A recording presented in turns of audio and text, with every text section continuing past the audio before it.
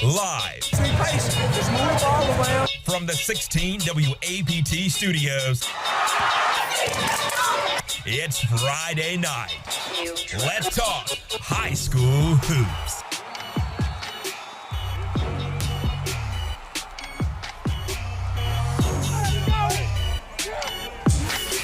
You heard the cue from Coach Carlisle. Out to Jackson State for 3A quarterfinals. Humphreys County, an undefeated more than third frame. Fred Harper throwing a block party. Not in my house, folks. Later, Rod T. Ware making like Rihanna, and Drake goes to work. Count it, folks. And the foul. Panthers up 57-46. The young man finished with 33. Humphreys County would answer. Lemmy Howard looking like Tim Duncan here. Fadeaway jumper to decrease the deficit. Rod T. Ware comes right back, though. Avoids the contact to score two more. And then it's going to be Fred again. Last name Harper, middle name Bucket. Panthers fans, get ready to come back up I-20 Wednesday. Morton moves on with an 80-70 win. Folks, welcome in to the state's premier high school basketball segment alongside Ashley Shamity. I'm Josh Jackson, and this is Full Court Blitz. Some need promos for people to watch. Thanks for tuning in to us without being forced. They say when you're good, you tell people. When you're great, they'll tell you. Ashley, let me be one of many to tell you you're great, Ashley. Thanks, Josh. You're pretty great yourself there. Appreciate but that. Speaking of great, what about Velma Jackson? Oh, yeah. They've won 3 of the last 4 3A state titles and had Kemper County tonight. That's where we find Mr. Game of the Week, Micah Fleet.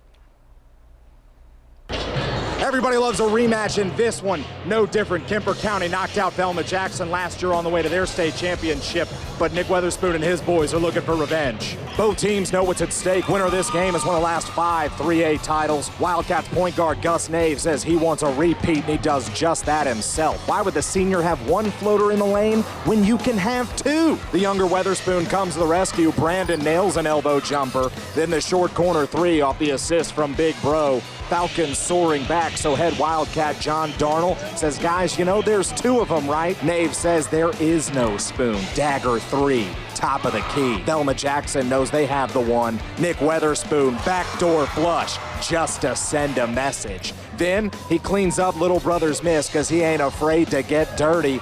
Wildcats get a little physical with the Mississippi State commit. Do you think it worked? Rise and shine, Spoon. Rise and shine. Falcons up at the break, 21-20. Why not start the way you finish? Long triple for Nick before muscling his way through the trees, and the bench is feeling it. Brandon comes in for the angled jump shot. No glass needed. And now Velma says it's got this one in the bag. Nobody told that to Wildcat senior Malik Jones. His light so green, looking like a different kind of Jordan. Cats clawing back. But it's Witherspoon's revenge. Block jumper by Brandon. Blocked layup by Brandon. Stay out of the air. Falcons rule the sky. Velma Jackson takes the win. 44-40. He runs in our family, but he came up real big, blocking shots. So I'm just real proud of him. Those some things I did when Q was here, I was able to come up big just like my brother. This is not it. We don't want them to feel like this is the championship game. We still got business left to try to take care of. Falcons move on as Kemper County gets knocked out. Nick Weatherspoon and Velma Jackson will move on to play Holly Springs on Wednesday. For now, we're here at Jackson State. Micah Fleet, 16 WAPT Sports.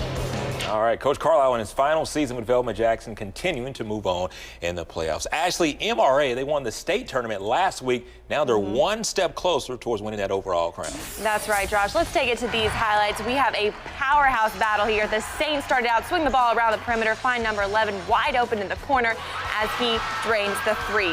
On the other end, Patriots get the offensive rebound, kick it to Donovan Lewis, who squares up and knocks down the 3-ball himself. The Saints number 23 looks for some room, steps back, hits the deep 2-pointer over his defender, and he is fired up. To close out the half, MRA's Devin Gilmore, you've heard his name before, drives to the paint, fights through the contact, and makes the and-one layup. MRA gets the win and advances to tomorrow's state championship game, where they'll take on Hartfield Academy. Well, last year it was Home Central, the Lady Jags, that won the title. This year, the men look to do just that because the ladies, they're out of it right now. Let's get out to Jackson State for Home Central. Let's see if we can get out there. That's not it. Well, let's get to it.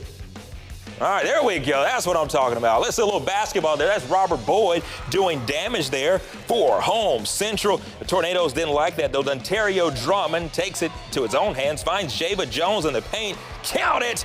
And the foul. Lead pushed to 10 for LHS. Laurel would try to suck the life out of the Jags. Robert Boyd did everything he could to not let that happen. He rides solo on the way to the hoop for these two, but it would not be enough. Laurel advances to the semis with a 75-46 win. Here's what you've been waiting for. South Jackson Provine Rams, 2,400. They were at JSU today. Quentin Burns goes baseline, uses the glass to add 2 more for PHS. Ladies like, I see you, Q. And my guy Anthony Johnson, he wants some love. Ladies, don't forget about your boy here. Rips Neshoba Central, Shayton York, slams it home. My man picked up a number on the way to the rim, too, folks. That's how you do it, Anthony. After being ripped once, though, York goes J. Cole on him. Fool me once, shame on you. Fool me twice, can't put the blame on you. Don't save him. You don't want to be saved, folks. No role models. However, Provine would fall to Neshoba Central. What a heartbreaker. This final, 81-68. You know, playoffs are in full swing. Rankings really not that important anymore, but you love it so much, why not keep it going? Time for the best 30 seconds in, all of television. Pro Picks with former NBA pro, that's Darius Rice. That's right, Josh. We are down to the home stretch, and the metro area is well represented in the state playoffs. Here are my top 10. At number 10, I have Jackson Academy. At number 9, I have MRA. Number 8, Hartfield Academy. At number 7, Provine. Number 6, Forest Hill. At number 5, I have Velma Jackson. Number 4, Callaway. Number 3, Brandon. Number 2, Murrah. And number 1, still undefeated Morton. And those are my Pro Pick top 10. Well, ladies, it's the time we all know and love. Gentlemen, move aside. It's time for Courtside with Ashley. Up first, the 5A girls quarterfinal contest, Lanier taking on South Jones. Let's start this one with a steal in the third by Lanier's Kelsey Neal. She lays it up beautifully on the other end for 2 points. Bulldogs take a 40-28-point lead. Their mascot getting down with the fans today. In the fourth, Jayla Alexander extends that lead when she takes her defender all the way to the rim, flips it in for the score. They take the 45-28-point lead after that. Lady Braves, Kira Hinton says that works, so let me try it on my end. Takes her defender straight to the baseline for the floater. Lanier moves on with the 59-46-point win over South Jones. More from the Coliseum for Ridgeland and Laurel. Lady Titans control the tip, but Laurel is the first to score. Lady Tornado sophomore Kristen Edwards spots up for the easy 3. Ridgeland responds with nice passing and an easy 2 for junior Nina German. But there's a storm a-brewing. Quick bucket inside, then a block for Beverly Tillman, and the Laurel fans go crazy. Edwards gives them more to cheer about with the long triple from the wing. German and the Lady Titans come back, hard drive inside and the foul. Final score in this one, Ridgeland advances with the win, 57-45. Pelahatchie ladies taking on Coahoma County next. Chiefs start this one out in the first. Treasure Moore drives in and dishes it off to Chloe Jones, who lays it up for 2 points, knocks up the score at 16 apiece. Coahoma County has an answer, though, while Nico Holmes hits this long-range 3. Lady Panthers start to pull away. They go up 25-18. Check this out, though. She doesn't stop there. Holmes hits it again from the wing, and the crowd goes wild. Coahoma County wins this one. Final score 73-50. Puckett at the Big House for the first time in years. They face Ingomar at the Coliseum. Pick this one up in the first. Falcons' Lindsey Hall starts it off by draining the 3 from the wing. Ingomar up 10-6 early in the game. 3's the name of the game Friday morning. Puckett's Hannah Usry drained 5 threes in a row during warm-ups. This game proved it. She drained 2 right here, pretty much back-to-back. Lady Wolves down 18-15 at that point. They would go into the half down by 5. They were just unable to keep up with Ingomar, though. The remarkable season comes to an end as they fall in a tough one, 47-33. Little added flavor tonight, SEC Women's Basketball Tournament. The Mississippi State Lady Bulldogs advance to tomorrow's semifinal round with their 78-61-point win over LSU. All right, don't go anywhere. When we return, we go up against the buzzer and count down our top plays. I got this record that I want to play about this woman that cheated on me. Yeah! Ashley was kind of making fun of my singing. I didn't thought realize it we were was still on air that whole Yeah, time. yeah, you know. Give them what they want. Exactly. Give the people what they want. They need it every now and then. Ashley, let's go ahead and get this party started. It's what the kids wait for. Yeah, Josh, the clock is ticking as we look at our buzzer beater top plays of the night. First up, number 3 comes from Morton High School. The Panthers, Rati Ware drives, gets the bucket and the foul. Morton would go on to defeat Humphreys County. They remain undefeated. That final score 80-70. Number 2, it's Provine's Anthony Johnson rips the Neshoba Central guard, takes it all the way in for the slam. Provine would fall though, this ending their season.